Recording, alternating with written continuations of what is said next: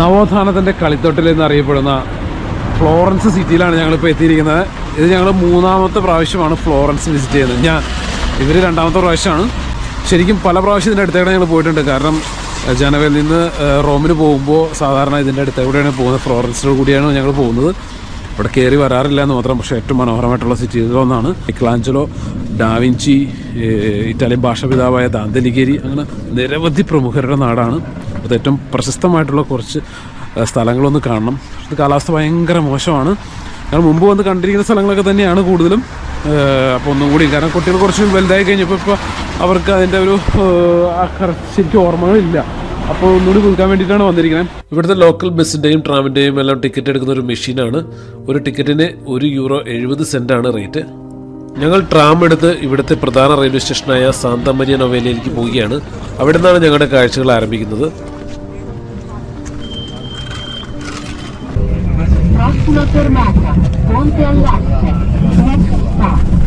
അപ്പോൾ ഫ്ലോറൻസ് വഴി ഇവിടെ ഞങ്ങൾ നടക്കുകയാണ്. റെയിൽവേ സ്റ്റേഷനാണ് അവിടെ തൊട്ട് പിറകിൽ. അവിടെ നിന്ന് തൊട്ട് മുമ്പിൽ തന്നെയായിട്ടാണ് ഈ സാന്ത മരിയ നൊവേല എന്ന് പറയുന്ന ദേവാലയം വരുന്നത്. അതിൻ്റെ അടുത്തേക്കാണ് ഞങ്ങളിപ്പോൾ വന്നേക്കണേ. നല്ല മഴയാണ്, കോരിച്ചെരിയുന്ന മഴയാണ്. രാവിലെ മുതൽ മഴയായിരുന്നു ഇവിടെ നിന്നാണ് പറഞ്ഞത്. അപ്പോൾ എൻ്റെ കൂടെ ജാക്സൺ ഉണ്ടോ എന്ന് ഞങ്ങളെ സ്ഥലങ്ങളൊക്കെ കൊണ്ടുപോയി കാണിക്കാനായിട്ട് വന്നിരിക്കുന്നത് ഞങ്ങളിവിടുത്തെ ഗൈഡാണ് ജാക്സൺ. അല്ല ജാക്സൺ? അപ്പോൾ ജാക്സൺ ജിയോയുടെ മോനാണ്. ഇവരുടെ യൂട്യൂബ് ചാനലൊക്കെ ഉണ്ട് കേട്ടോ. മറ്റൊരു പ്രധാനപ്പെട്ട ദേവാലയമാണ് ഈ കാണുന്നത് സാന്ത മരിയ നൊവേല. ഈ ഒരു ദേവാലയം ഇതിനു മുമ്പ് ഇതിൻ്റെ ഒരു മാതൃക കാണിച്ചു തന്നിട്ടുണ്ട്. റിമിനിയിൽ പോയപ്പോൾ അവിടെയുള്ള ഇറ്റാലിയൻ മിനിത്തോറ എന്ന് പറഞ്ഞ ഇതിൻ്റെ ഉള്ളിൽ ഈ ഒരു ദേവാലയത്തിൽ ഒരു മിനി എയർപോർട്ട് ഉണ്ടാക്കി വെച്ചിട്ടുണ്ട്. ഇത് പ്രധാനപ്പെട്ട ജംഗ്ഷനാണ്. മഴയായതുകൊണ്ട് വളരെ ആൾക്കാരൊക്കെ കുറവാണ്.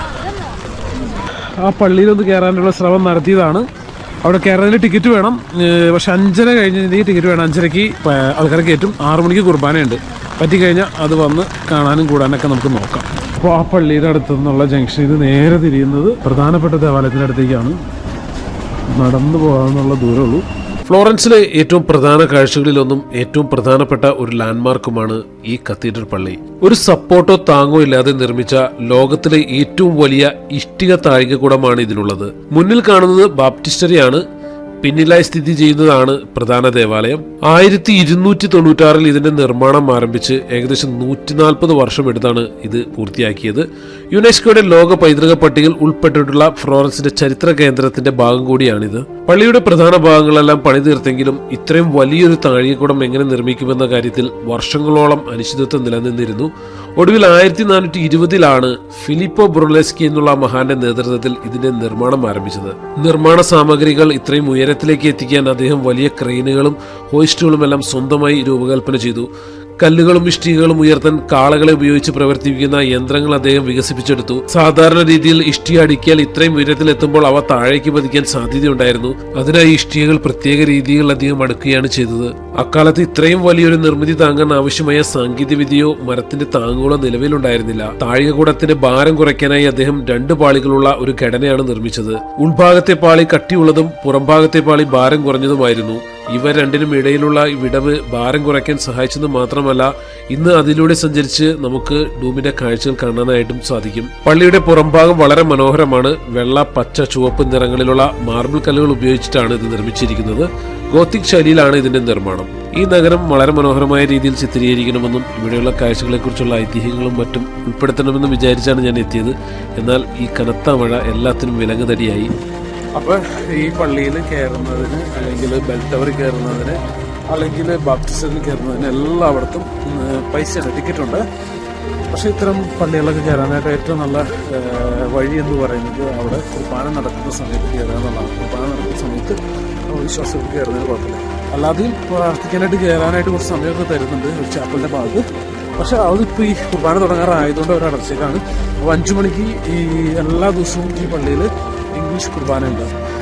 ഒരു പ്രാവശ്യം ആ കാണുന്ന ഗോളം തകർന്ന് താഴ്ത്തേക്ക് വീണു. അതിൽ നിന്ന് വിട്ട് താഴ്ത്തേക്ക് പോന്നു. അത് വീണ സ്ഥലം ഈ കാണുന്നതാണ്. ഞങ്ങൾ അടുത്ത സ്ഥലത്തേക്ക് നീങ്ങുകയാണ്. ഫ്ലോറൻസിലെ രാഷ്ട്രീയ അധികാരത്തിന്റെ പ്രതീകമായ പലാച്ചോ വെക്കിയയിലേക്കാണ് ഞങ്ങൾ ഇപ്പോൾ പോകുന്നത്. ഒരു കോട്ടയുടെ ആകൃതിയിലുള്ള ഈ കൊട്ടാരം ഫ്ലോറൻസ് നഗരത്തിന്റെ ചരിത്രത്തിലെ ഏറ്റവും പ്രധാനപ്പെട്ട കെട്ടിടങ്ങളിൽ ഒന്നാണ്. 1299 ഇതിന്റെ നിർമ്മാണം ആരംഭിച്ചത്. ഫ്ലോറൻസിലെ ഏറ്റവും പ്രധാനപ്പെട്ടതും ഏറ്റവും മനോഹരമായ ചത്തുരമായ പ്യാസ ദെല്ല സിഗ്നോറിയയ്ക്ക് മുന്നിലാണ് ഈ കൊട്ടാരം സ്ഥിതി ചെയ്യുന്നത്. തുടക്കത്തിൽ ഫ്ലോറൻസ് റിപ്പബ്ലിക്കിന്റെ ഭരണസമിതിയായ സിഗ്നോറിയ അംഗങ്ങളാണ് ഇവിടെ താമസിച്ചിരുന്നത്. എന്നാൽ ഈ കൊട്ടാരത്തിലെ ഏറ്റവും പ്രശസ്തമായ താമസക്കാർ മേദിച്ചി കുടുംബമാണ്. 1540 മേദിച്ചി കുടുംബത്തിലെ ഗ്രാൻഡ് ഡ്യൂക്ക് കോസിമോ ഒന്നാമൻ തന്റെ ഔദ്യോഗിക വസതി ഇങ്ങോട്ട് മാറ്റുന്നത്. അക്കാലത്താണ് കൊട്ടാരത്തിനുള്ളിൽ ആഡംബരപൂർണമായ മുറികളും സ്വകാര്യ ചാപ്പലുമെല്ലാം നിർമ്മിക്കപ്പെട്ടത്. റോമിനു മുമ്പ് കുറച്ചുനാൾ ഫ്ലോറൻസ് ഇറ്റലിയുടെ തലസ്ഥാനമായിരുന്നു. ആ സമയത്ത് ഇറ്റാലിയൻ സർക്കാർ കേന്ദ്രമായും ഇത് പ്രവർത്തിച്ചിരുന്നു. ഈ കൊട്ടാരത്തിനോട് തൊട്ടു ചേർന്നാണ് ഉഫിച്ചി ഗാലറി എന്ന വളരെ പ്രശസ്തമായ മ്യൂസിയം സ്ഥിതി ചെയ്യുന്നത്. മൈക്കലാഞ്ചലോയുടെ ഏറ്റവും പ്രശസ്തമായ ദാവീദ് എന്നുള്ള ശില്പം നിർമ്മിക്കപ്പെട്ടത് ഇവിടെയാണ്. 1500 മുതൽ 1800കളുടെ അവസാനം വരെ ഇവിടെയായിരുന്നു ആ ശില്പം സ്ഥിതി ചെയ്തിരുന്നത്. ഇന്നിപ്പോൾ ആ ശില്പത്തിന്റെ ഒരു മാതൃക നമുക്ക് ഇവിടെ കാണാനായിട്ട് സാധിക്കും. യഥാർത്ഥ ശില്പം അക്കാദമി എന്ന മ്യൂസിയത്തിലാണ് സ്ഥിതി ചെയ്യുന്നത്. കൊട്ടാരത്തിന് തൊട്ടു പിന്നിലായി കാണുന്ന ഉഫിച്ചി ഗാലറി എന്നുള്ള മ്യൂസിയമാണ് ഈ കാണുന്നത്. പലാച്ചോ വെക്കിയയിൽ നിന്ന് ഉഫിച്ചി ഗാലറി വഴി മേദിച്ചി കുടുംബത്തിന്റെ പുതിയ കൊട്ടാരമായ പിറ്റി പാലസ് വരെ ഒരു രഹസ്യപാതയുണ്ട്. ഫ്ലോറൻസിലെ ഏറ്റവും പ്രധാനപ്പെട്ട ചത്തുരമാണ് പ്യാസ ദെല്ല സിഗ്നോറിയ. നൂറ്റാണ്ടുകളായി ഫ്ലോറൻസിന്റെ രാഷ്ട്രീയ ജീവിതത്തിന്റെ ഹൃദയമെടുപ്പ് ഇവിടെയായിരുന്നു. ലോകത്തിലെ തന്നെ അപൂർവ സ്ഥലങ്ങളിൽ ഒന്നാണിത്. ഒരു തുറന്ന മ്യൂസിയം പോലെ വിലപിടിപ്പുള്ള നിരവധി യഥാർത്ഥ ശില്പങ്ങൾ ഈ ഒരു ചത്തുരമുറ്റത്ത് നിൽക്കുന്നു. പൊതുജനങ്ങൾക്ക് സൗജന്യമായി ഇതെല്ലാം കാണാനായിട്ട് സാധിക്കും. ഒരു കാലത്ത് ഫ്ലോറൻസിലെ രാഷ്ട്രീയ വധശിക്ഷകളും പൊതുയോഗങ്ങളും നടന്നിരുന്നതും ഇവിടെ തന്നെയായിരുന്നു. ഈ ചത്തുരത്തിന് സമീപമുള്ള ലോഡ്ജ് ദെ ലാൻസ് എന്നുള്ള ഭാഗത്താണ് ഞങ്ങൾ ഇപ്പോൾ നിൽക്കുന്നത്. ഐതിഹ്യങ്ങളും കഥകളും വിളിച്ചോതുന്ന മനോഹരമായ രൂപങ്ങളാണ് ഇവിടെ കൊത്തിവെച്ചിരിക്കുന്നത്. ഏറെ പ്രശസ്തമായ പാലത്തിലേക്കാണ് ഞങ്ങൾ പോകുന്നത്. അർണോ നദിക്ക് കുറുകെയുള്ള പോന്തെ വെക്കിയോ എന്നുള്ള പാലം. പാലത്തിന് മുകളിലൂടെ ഒരു രഹസ്യപാത കടന്നു പോകുന്നുണ്ട്. മുൻപ് നമ്മൾ പറഞ്ഞ മേദിച്ചി കുടുംബത്തിന് പലാച്ചോ വെക്കിയോയിൽ നിന്ന് അവരുടെ പുതിയ കൊട്ടാരത്തിലേക്ക് പോകുന്ന വഴി അതിലൂടെയാണ്. മലയാള സിനിമയിൽ വരെ ഈ ഒരു പാലത്തെക്കുറിച്ച് പറയുന്നുണ്ട്. എന്താണ് ഈ പാലത്തിന്റെ പ്രത്യേകത? തുടക്കത്തിൽ ഇവിടെ ഇറച്ചി വിൽപ്പനക്കാരും തോൽ വ്യാപാരികളുമാണ് ഉണ്ടായിരുന്നത്. എന്നാൽ അവരിൽ നിന്നുള്ള മാലിന്യവും ദുർഗന്ധവും കാരണം 1593 ഫെർദിനാന്തോ എന്നോമൻ എന്നുള്ള രാജാവ് അവരെ അവിടെ നിന്ന് ഒഴിപ്പിക്കുകയും പകരം സ്വർണ്ണക്കടകൾ അവിടെ സ്ഥാപിക്കാൻ ഉത്തരവിടുകയും ചെയ്തു. ഇന്നും ഈ പാലം നിറച്ചു സ്വർണ്ണാഭരണങ്ങൾക്ക് പേര് കേട്ടതാണ്. 1944 രണ്ടാം ലോകമഹായുദ്ധ സമയത്ത് ജർമ്മൻ സൈന്യം ഫ്ലോറൻസിൽ നിന്ന് പിന്മാറിയപ്പോൾ ശത്രുക്കൾ പിന്തുടരാതിരിക്കാൻ നദിയിലെ എല്ലാ പാലങ്ങളും അവർ തകർത്തിരുന്നു. എന്നാൽ പോന്തെ വെക്കിയോ മാത്രം അവർ തകർത്തില്ല. ഹിറ്റ്ലറുടെ പ്രത്യേക നിർദ്ദേശപ്രകാരമാണ് ഈ പാലം ഒഴിവാക്കിയതെന്ന് പറയപ്പെടുന്നു. പ്രത്യേകം പാലത്തിലേക്കുള്ള വഴികൾ തടയാനായി ഇരുവശത്തുമുള്ള കെട്ടിടങ്ങൾ അവർ ബോംബിട്ട് നശിപ്പിച്ചിരുന്നു. പോന്തെ വെക്കിയോ എന്നുള്ളതിന്റെ അർത്ഥം പഴയ പാലം എന്നാണ്. റോമൻ കാലഘട്ടം മുതൽക്കേ ഇവിടെ പാലം ഉണ്ടായിരുന്നുവെങ്കിലും ഇപ്പോൾ നമ്മൾ കാണുന്ന ഘടന 1345 നിർമ്മിച്ചതാണ്. ഇങ്ങനെ പ്രധാനപ്പെട്ട പാലങ്ങൾക്ക് ചുറ്റും പണ്ടുകാലത്ത് ഷോപ്പുകൾ ഉണ്ടായിരുന്നെന്ന് തോന്നുന്നു. കാരണം മുൻപ് ഞങ്ങൾ വെനീസ് സന്ദർശിച്ചപ്പോൾ ആ വീഡിയോ നിങ്ങൾക്ക് കാണാവുന്നതാണ്. ഞങ്ങൾ താമസിച്ചിരുന്ന ഹോട്ടലിന് തൊട്ടടുത്ത് തന്നെയുള്ള പാലമായ റിയാൽത്തോ ബ്രിഡ്ജിന് ചുറ്റും ഇത്തരം ഷോപ്പുകൾ ഉള്ളത്. പാലത്തിന്റെ മധ്യഭാഗത്ത് കടകളില്ലാത്ത ഒരു തുറന്ന സ്ഥലമുണ്ട്. അവിടെ നിന്നും ആർണോ നദിയുടെയും മറ്റു പാലങ്ങളുടെയും മനോഹരമായ കാഴ്ചകൾ നമുക്ക് കാണാനായിട്ട് സാധിക്കും. സൂര്യാസ്തമന സമയമാണ്. ഈ സമയത്ത് ഇവിടെ നിന്നുള്ള സൂര്യാസ്തമന കാഴ്ച വളരെ മനോഹരമാണ്. മേഘങ്ങൾ മറച്ച സൂര്യനും കോരിച്ചൊരുന്ന മഴയും ഞങ്ങളുടെ ആ കാഴ്ചകൾ ഇല്ലാതാക്കി. യൂറോപ്പിൽ ഇത്രയധികം ജ്വല്ലറികൾ ഒരു സ്ഥലത്ത് തന്നെ ഇതുവരെ ഞാൻ കണ്ടിട്ടില്ല. ഫ്ലോറൻസ് കത്തീഡ്രൽ ദേവാലയത്തിന്റെ മനോഹരമായ താഴികക്കുടം നമുക്ക് ഈ പാലത്തിൽ നിന്ന് അങ്ങ് അകലെയായി മനോഹരമായി കാണാൻ സാധിക്കുന്നുണ്ട്. പാലത്തിനപ്പുറം മേദിച്ചി കുടുംബത്തിന്റെ പുതിയ കൊട്ടാരമായ പിറ്റി പാലസ് ആണ്. ആർണോ നദിയുടെ തെക്കേക്കരയിൽ സ്ഥിതി ചെയ്യുന്ന ഈ കൂറ്റൻ കെട്ടിടം മേദിച്ചി കുടുംബത്തിന്റെ പ്രതാപത്തിന്റെ അടയാളമാണ്. ലോകപ്രസിദ്ധ ഉദ്യാനമായ ബൊബോളി ഗാർഡൻ സ്ഥിതി ചെയ്യുന്നത് ഈ കൊട്ടാരത്തിന് തൊട്ടു പിന്നിലാണ്. ഫ്രാൻസിലെ വേഴ്സായ് കൊട്ടാരം പോലെ യൂറോപ്പിലെ പല കൊട്ടാര ഉദ്യാനങ്ങൾക്കും മാതൃകയായത് ബൊബോളി ഗാർഡൻസ് ആണ്. പിറ്റി പാലസിൽ നിന്ന് ഞങ്ങൾ തിരികെയാണ്. മേദിച്ചി കുടുംബത്തിന് പലാച്ചോ വെക്കിയോയിൽ നിന്നും പിറ്റി പാലസ് കൊട്ടാരത്തിലേക്ക് ജനങ്ങൾക്കിടയിലൂടെ ഇറങ്ങാതെ പോകാനായി നിർമ്മിച്ച വസാരി കൊറിഡോറിന് താഴെയിലൂടെയാണ് ഞങ്ങളിപ്പോൾ പോയിക്കൊണ്ടിരിക്കുന്നത്. മഴയായിരുന്നിട്ടും ഫോട്ടോഷൂട്ടുകളും മറ്റും നടക്കുന്നത് ഞങ്ങൾക്ക് കാണാനായിട്ട് സാധിച്ചു. തൊട്ടടുത്ത് തന്നെയായി ആർണോ നദി ഒഴുകിയാണ്. ഫ്ലോറൻസിനെയും പിസയും എല്ലാം കടലുമായി ബന്ധിപ്പിക്കുന്ന ഈ നദി പണ്ടുകാലത്ത് വ്യാപാരത്തിനുള്ള പ്രധാന മാർഗമായിരുന്നു. കടലിൽ നിന്നുള്ള സാധനങ്ങൾ ഫ്ലോറൻസിലേക്ക് എത്തിച്ചിരുന്നത് ആർണോ നദി വഴിയാണ്. മൈക്കലാഞ്ചലോ അടക്കം നിരവധി മഹാരഥന്മാർ അന്ത്യവിശ്രമം കൊള്ളുന്ന ദേവാലയത്തിലേക്കാണ് ഞങ്ങൾ ഇനി പോകുന്നത്. ഞങ്ങളെ താഴെക്കൂടെയുള്ള പള്ളിയിൽ പോകാമെന്ന് വിചാരിച്ചെങ്കിലും അവിടെ കുർബാനയുടെ സമയം ഇപ്പോൾ ഉണ്ട്. പക്ഷേ ഞങ്ങളിവിടെ സാന്താക്രോസ് എന്നുള്ള പള്ളിയിൽ പോയിട്ടില്ല. അവിടെയാണ് മൈക്കൽ ആഞ്ചലോയുടെയൊക്കെ ഭൗതികദേഹം സ്ഥിതി ചെയ്യുന്നത്. അതുപോലെ മാത്രമല്ല ഒത്തിരി പേരെ ഗലീലിയോ ഗലീലി അങ്ങനെ ദാന്തേടൊക്കെ ചെറിയൊരു ഇത് മാത്രമേ ഉള്ളൂ, റെപ്രസെൻറ്റേഷനുള്ളെങ്കിലും അവിടെയാണ് അത് റേഡിയോ കണ്ടുപിടിച്ച മാർക്കോണി അങ്ങനെ ഒത്തിരി പേരുടെ. അപ്പോൾ അങ്ങോട്ടേക്കാണ് ഞങ്ങൾ പോകുന്നത്. അവിടെ 6 മണിക്ക് കുർബാന ഉണ്ടെന്ന് പറഞ്ഞത്. ഇവിടുത്തെ മെഡിച്ചി ഫാമിലിയുടെ ഏറ്റവും പ്രധാനപ്പെട്ട ഒരു ദേവാലയം തന്നെ പറയാം. അപ്പോൾ അങ്ങോട്ടാണ് ഞങ്ങൾ പോകുന്നത്. ലോകത്തിലെ ഏറ്റവും വലിയ ഫ്രാൻസിസ്കൻ ദേവാലയത്തിന് മുന്നിലേക്കാണ് ഞങ്ങൾ ഇപ്പോൾ എത്തിക്കൊണ്ടിരിക്കുന്നത്. Temple of the Italian glories അഥവാ ഇറ്റാലിയൻ പ്രതാപികളുടെ ദേവാലയമെന്നും ഈ ദേവാലയത്തെ വിളിക്കുന്നു. ഹോളി ക്രോസ് ചത്തുരത്തിന് മുന്നിൽ സ്ഥിതി ചെയ്യുന്ന വളരെ മനോഹരമായ അതിഭീമാകരമായ ഒരു ദേവാലയം. ഇറ്റാലിയൻ ഭാഷയുടെ പിതാവായ ദാന്തെ അലിഗേരിയുടെ പ്രതിമയാണ് ഈ ദേവാലയത്തിന് മുന്നിൽ ഈ കാണുന്നത്. ഫ്ലോറൻസ് ഇറ്റലിയുടെ തലസ്ഥാനമായിരുന്ന 1865 നിർമ്മിച്ചതാണ് ഈ ഒരു പ്രതിമ. വശങ്ങളിൽ നിന്ന് നോക്കുമ്പോഴാണ് ഈ ദേവാലയത്തിന്റെ ഭീമാകാരമായ രൂപം നമുക്ക് മനസ്സിലാകുക. ഈ ദേവാലയത്തിൽ ഇപ്പോൾ വിശുദ്ധ കുർബാന നടക്കുന്ന സമയമാണ്. അതിൽ പങ്കെടുക്കാൻ വേണ്ടി ഞങ്ങൾ ദേവാലയത്തിനുള്ളിലേക്ക് പ്രവേശിക്കാൻ പോവുകയാണ്. ഈ ദേവാലയം ലോകപ്രശസ്തമാകുവാനും ഇതിനെ ഇറ്റാലിയൻ പ്രതാപികളുടെ ദേവാലയം എന്ന് വിളിക്കുവാനും പ്രധാന കാരണം ഇവിടെ അടക്കം ചെയ്യപ്പെട്ടിട്ടുള്ള പ്രമുഖ വ്യക്തികളാണ്. ആരൊക്കെയാണ് ആ പ്രതാപികൾ? നമുക്ക് ആദ്യത്തിലേക്ക് കടക്കാം. ഇത് മൈക്കൽ ആഞ്ചലോയുടെ ശവകുടീരമാണ്. ലോകം കണ്ട ഏറ്റവും വലിയ ചിത്രകാരന്മാരിലൊന്ന്. വത്തിക്കാനിലെ സിസ്റ്റീൻ ചാപ്പലും പിയത്തയും ഫ്ലോറൻസിലെ ദാവീദുമെല്ലാം നിർമ്മിച്ച മൈക്കൽ ആഞ്ചലോ അന്ത്യവിശ്രമം കൊള്ളുന്നത് ഈ ദേവാലയത്തിനുള്ളിലാണ്. ഈ ദേവാലയത്തിലെ മൈക്കൽ ആഞ്ചലോയുടെ കല്ലറ രൂപകൽപ്പന ചെയ്തിരിക്കുന്നത് പ്രശസ്ത കലാകാരനായ ജോർജിയോ വസാരിയാണ്. കലയുടെ 3 രൂപങ്ങളായ ശില്പകല, ചിത്രകല, വാസ്തുവിദ്യ എന്നിവയെ പ്രതിനിധീകരിക്കുന്ന 3 സ്ത്രീ രൂപങ്ങൾ ഈ കല്ലറയ്ക്ക് മുന്നിൽ ദുഃഖിച്ചിരിക്കുന്നതായി കാണാം. മൈക്കൽ ആഞ്ചലോ അന്തരിച്ചത് റോമിൽ വെച്ചായിരുന്നു. താൻ മരിച്ചാൽ ജന്മനാടായ ഫ്ലോറൻസിൽ തന്നെ അടക്കം ചെയ്യണമെന്നുള്ളത് അദ്ദേഹത്തിന് വലിയ ആഗ്രഹമായിരുന്നു. എന്നാൽ അദ്ദേഹം അന്തരിച്ചപ്പോൾ അത്രയും പ്രശസ്തനായ ഒരു കലാകാരന്റെ ശരീരം റോമിൽ തന്നെ നിലനിർത്താനായിരുന്നു അന്നത്തെ അധികാരികൾക്കും മാർപ്പാപ്പയ്ക്കും താല്പര്യം. ഫ്ലോറൻസുകാർക്കും മേദിച്ചി കുടുംബത്തിനും അദ്ദേഹത്തിന്റെ ശരീരം തിരികെ വേണമായിരുന്നു. ഇതിനായി അദ്ദേഹത്തിന്റെ മരുമകന്റെ നേതൃത്വത്തിൽ ഒരു സംഘം റോമിലെത്തി. അവർ മൈക്കൽ ആഞ്ചലോയെ ആദ്യം സംസ്കരിച്ചിരുന്ന സ്ഥലത്തു നിന്നും ഭൗതിക ശരീരം ഒരു വസ്ത്രക്കെട്ടിലാക്കി ഫ്ലോറൻസിലേക്ക് കടത്തുകയായിരുന്നെന്ന് പറയപ്പെടുന്നു. ആധുനിക ശാസ്ത്രത്തിന്റെ പിതാവ് എന്നറിയപ്പെടുന്ന ഗലീലിയോ ഗലീലിയുടെ ശവകുടീരമാണ് ഈ കാണുന്നത്. ഭൂമി സൂര്യന് ചുറ്റും കറങ്ങുന്ന എന്ന അദ്ദേഹത്തിന്റെ കണ്ടെത്തൽ അക്കാലത്ത് മതവിശ്വാസങ്ങൾക്ക് വിരുദ്ധമായി കണക്കാക്കപ്പെട്ടിരുന്നത്. അതിനാൽ അദ്ദേഹത്തെ സാന്താക്രൂസ് പള്ളിക്കുള്ളിൽ പ്രമുഖർക്കൊപ്പം അടക്കം ചെയ്യാൻ സഭ അനുവദിച്ചില്ല. പള്ളിയുടെ ഒരു മൂലയിലുള്ള ചെറിയ മുറിയിലാണ് അദ്ദേഹത്തെ ആദ്യം അടക്കം ചെയ്തത്. മരിച്ച് ഏകദേശം 95 വർഷങ്ങൾക്ക് ശേഷം 1737 ഗലീലിയുടെ ഭൗതികാവശിഷ്ടങ്ങൾ പള്ളിയുടെ പ്രധാന ഭാഗത്തേക്ക് മാറ്റി സ്ഥാപിച്ചത്. മൈക്കൽ ആഞ്ചലോയുടെ കല്ലറയ്ക്ക് നേർ എതിർവശത്തായി അദ്ദേഹത്തിന് അതിമനോഹരമായ ഒരു സ്മാരകം പണിതു. ദൂരദർശിനി കൈയിലേന്തി ആകാശത്തേക്ക് നോക്കി നിൽക്കുന്ന രീതിയിലാണ് അദ്ദേഹത്തിന്റെ പ്രതിമ കൊത്തിവെച്ചിരിക്കുന്നത്. അദ്ദേഹത്തിന്റെ കല്ലറയ്ക്ക് ഇരുവശത്തുമായി 2 സ്ത്രീക രൂപങ്ങൾ കാണാം. ഒന്ന് ജ്യോതിശാസ്ത്രത്തെയും മറ്റൊന്ന് ജോമെട്രിയെയും പ്രതിനിധീകരിക്കുന്നു. ഗലീലിയോയും മൈക്കൽ ആഞ്ചലോയും നേർക്കുനേർ അടക്കം ചെയ്തിരിക്കുന്നത് വലിയൊരു അർത്ഥതലത്തെ സൂചിപ്പിക്കുകയാണ്. മൈക്കൽ ആഞ്ചലോ കലയെയും വിശ്വാസത്തെയും പ്രതിനിധീകരിക്കുമ്പോൾ ഗലീലിയോ ശാസ്ത്രത്തെയും യുക്തിയെയും പ്രതിനിധീകരിക്കുന്നു. ഇവ രണ്ടും ഫ്ലോറൻസിന്റെ ചരിത്രത്തിലെ തുല്യശക്തികളാണെന്ന് ഇത് കാണിച്ചു തരികയാണ്. ഇറ്റാലിയൻ ഭാഷയുടെ പിതാവായ ദാന്തെ അലിഗേരിയുടെ ഒരു സ്മാരകമാണ് ഈ കാണുന്നത്. ഫ്ലോറൻസിൽ ജനിച്ച ദാന്തെ അലിഗേരിയുടെ ശവകുടീരത്തിന് പകരം എന്തുകൊണ്ടാണ് ആ മാതൃകയിലുള്ള ഒരു സ്മാരകം പണിതിരിക്കുന്നതെന്ന് ചിന്തിക്കുന്നുണ്ടാവാം. അതിന്റെ ചരിത്രം ഇങ്ങനെയാണ്. ഫ്ലോറൻസിൽ ജനിച്ച ദാന്തെ രാഷ്ട്രീയ കാരണങ്ങളാൽ നഗരത്തിൽ നിന്നും പുറത്താക്കിയിരുന്നു. അദ്ദേഹം മരിച്ചതും അടക്കം ചെയ്യപ്പെട്ടതും റവേന എന്ന സ്ഥലത്താണ്. പിൻകാലത്ത് ഫ്ലോറൻസ് അദ്ദേഹത്തിന്റെ ഭൗതിക ശരീരം തിരികെ ആവശ്യപ്പെട്ടെങ്കിലും റവേന അത് വിട്ടുകൊടുത്തില്ല. അതിനാൽ സാന്താക്രോസ് ദേവാലയത്തിനുള്ളിൽ ദാന്തയ്ക്കായി ഒരു സ്മാരകമുണ്ടെങ്കിലും അതിനുള്ളിൽ അദ്ദേഹത്തിന്റെ ശരീരമില്ല. ഇത് വെറും ശൂന്യമായ ഒരു കല്ലറയാണ്. പുറത്ത് നമ്മൾ നേരത്തെ കണ്ട പ്രതിമ ഈ നഗരത്തിന് അദ്ദേഹത്തിനോടുള്ള ആദരസൂചകമായി നിലകൊള്ളുന്നു. ഫ്ലോറൻസിൽ ജനിച്ച മറ്റൊരു വിശ്വവിഖ്യാത ചിത്രകാരനായ ഡാവിഞ്ചിക്ക് വേണ്ടി നിർമ്മിച്ചതാണിത്. ഏതാണ്ട് ഒരേ സമയം ജീവിച്ചിരുന്നവരാണ് മൈക്കൽ ആഞ്ചലോയും ഡാവിഞ്ചിയും. ഈ ദേവാലയത്തിൽ മൈക്കൽ ആഞ്ചലോയുടെയും ഗലീലിയോയുടെയും എല്ലാം പ്രൗഢമായ കല്ലറകൾ ഉണ്ടെങ്കിലും ഡാവിഞ്ചിയെ ഇവിടെയല്ല അടക്കം ചെയ്തിരിക്കുന്നത്. അദ്ദേഹത്തിന്റെ ജീവിതത്തിന്റെ അവസാനത്തെ 3-4 വർഷം അദ്ദേഹം ഫ്രാൻസിലായിരുന്നു. അതിനാൽ അദ്ദേഹത്തിന്റെ ശവകുടീരം നിലവിൽ സ്ഥിതി ചെയ്യുന്നത് ഫ്രാൻസിലാണ്.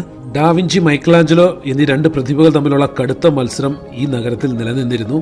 ലോകത്തിലെ ആദ്യത്തെ ന്യൂക്ലിയർ റിയാക്ടർ ചിക്കാഗോയിൽ നിർമ്മിക്കുന്നതിന് നേതൃത്വം നൽകിയ ഇറ്റലിക്കാരൻ എൻറിക്കോ ഫെർമി, റേഡിയോ കണ്ടുപിടിച്ച ഇറ്റലിക്കാരനായ മാർക്കോണി, അങ്ങനെ നിരവധി പ്രമുഖർക്ക് ഈ ദേവാലയത്തിനുള്ളിൽ സ്മാരകം പണിതിട്ടുണ്ട്. മാത്രമല്ല നിരവധി പ്രമുഖരുടെ ശവകുടീരങ്ങൾ ഈ പള്ളിയുടെ തറയിൽ നമുക്ക് കാണാനായിട്ട് സാധിക്കും.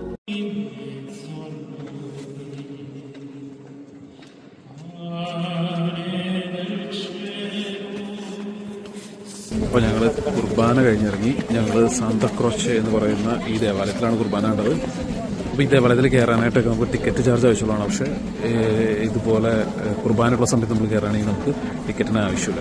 അപ്പോൾ ഇവിടെയാണ് മൈക്കൽ ആഞ്ചലോയുടെ ടോംബ് ഉള്ളത്. അതുപോലെ തന്നെ നിരവധി ഗലീലിയോ ഗലീലി, ദാന്തെ, അങ്ങനെ ഒത്തിരി പേര് റേഡിയോ കണ്ടുപിടിച്ച മാർക്കോണി, അങ്ങനെ ഒത്തിരി പേരുടെ മാർക്കോണിയുടെയും ദാന്തയുടെയൊക്കെ ഒരു എന്താ പറയുക, ശരിക്കും ഭൗതികശരീരം എന്ന് പറയാൻ പറ്റില്ല, ഒരു ഭാഗം മാത്രമേ പറയാൻ പറ്റുള്ളൂ. കാരണം എന്താ വെച്ചിട്ടുണ്ടെങ്കിൽ അവരുടെ ശരിക്കുള്ളത് ഇവിടെയല്ല.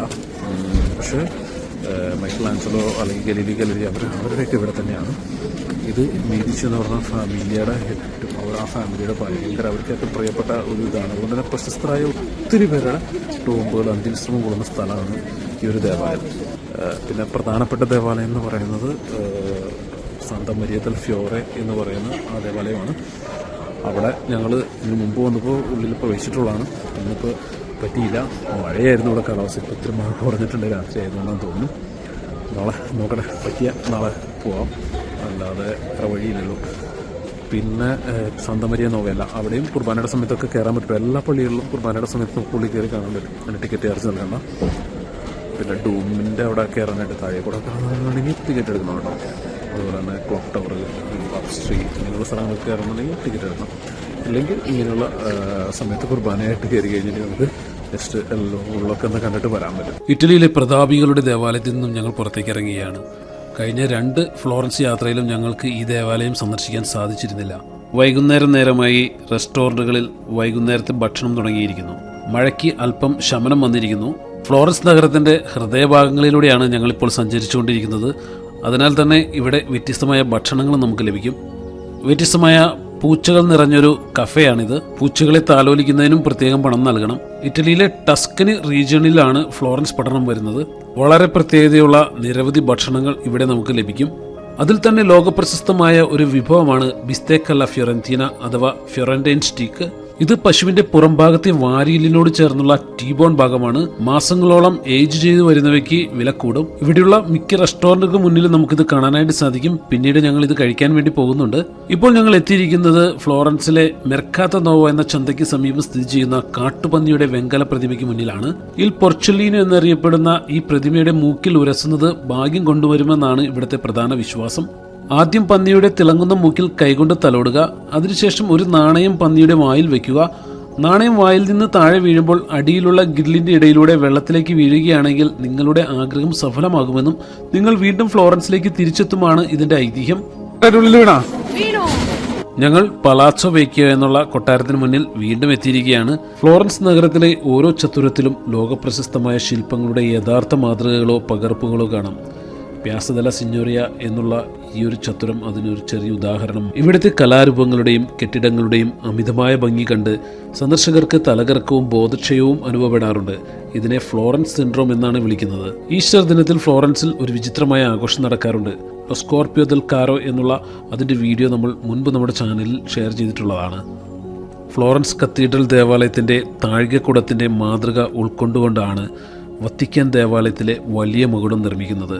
അതിന്റെ നിർമ്മാണ ചുമതല മൈക്കൽ ആഞ്ചലോയെ ഏൽപ്പിച്ചപ്പോൾ മൈക്കൽ ആഞ്ചലോ പറഞ്ഞ ഒരു വാചകമുണ്ട്: വാദോ ആ റോമ അഫാർ ല sua sorella più grande si ma non è più bella. ഞാൻ റോമിലേക്ക് പോകുന്നത് അതിന്റെ ഒരു വലിയ പതിപ്പ് നിർമ്മിക്കാനാണ്, പക്ഷേ അതിന്റെ അത്രയും മനോഹരമായ ഒന്ന് നിർമ്മിക്കാൻ എനിക്ക് കഴിയില്ല. സെന്റ് പീറ്റേഴ്സ് ബസിലിക്കയുടെ ഡോം നിർമ്മിക്കുമ്പോൾ മൈക്കൽ ആഞ്ചലോ ഫ്ലോറൻസ് ഡോമിന്റെ ഇരട്ടഭിത്തി രീതി മാതൃകയാക്കിയിരുന്നു. താഴികക്കുടത്തെ ഫ്ലോറൻസിന്റേതിന്റെ സഹോദരി എന്നാണ് അദ്ദേഹം വിശേഷിപ്പിച്ചത്. വലിപ്പത്തിൽ റോമിലേത് വലുതാണെങ്കിലും സൗന്ദര്യത്തിൽ ഫ്ലോറൻസ് തന്നെയാണ് മുന്നിലെന്നായിരുന്നു അദ്ദേഹത്തിന്റെ പക്ഷം. മൈക്കൽ ആഞ്ചലോ, ലിയോനാർഡോ ഡാവിഞ്ചി, ബ്രുണല്ലെസ്കി തുടങ്ങിയ പ്രതിഭകളും അവർക്കൊപ്പം നിരവധി മറ്റു പ്രതിഭകളും ഒരുമിച്ച് ചേർന്ന ഫ്ലോറൻസ് നഗരം ലോക ചരിത്രത്തെ മാറ്റിമറിച്ച നവോത്ഥാന പ്രസ്ഥാനത്തിന്റെ പിറവിക്ക് കാരണമായി. ഇറ്റലി സന്ദർശിക്കാൻ വരുന്നവർ ഈ സ്ഥലം കാണാതെ പോകരുതൊരിക്കലും. ചരിത്രം ഇഷ്ടപ്പെടുന്നവരെ, ചിത്രകല ഇഷ്ടപ്പെടുന്നവരെ, ശില്പകല ഇഷ്ടപ്പെടുന്നവരെ ഒരിക്കലും നിരാശരാക്കില്ല ഈ നഗരം. പ്രശസ്ത അമേരിക്കൻ എഴുത്തുകാരൻ മാർക്ക് ട്വെയിൻ ഫ്ലോറൻസിനെ വിശേഷിപ്പിച്ചത് ഇപ്രകാരമാണ്: ഫ്ലോറൻസ് എന്നത് പ്രകൃതിയും മനുഷ്യനും ചേർന്ന് നിർമ്മിച്ച ഒരു മനോഹരമായ ചിത്രം പോലെയാണ്. അവിടുത്തെ ഓരോ കല്ലിനും ഓരോ കഥ പറയാനുണ്ട്. പീറ്റർ ഉസ്റ്റിനോവാകട്ടെ, ഫ്ലോറൻസ് എന്നത് ഭൂതകാലത്തിന്റെ ഒരു മ്യൂസിയമല്ല, മറിച്ച് ഇന്നും ജീവിക്കുന്നവരുടെ ഒരു സ്വപ്നമാണെന്നാണ് പറഞ്ഞത്.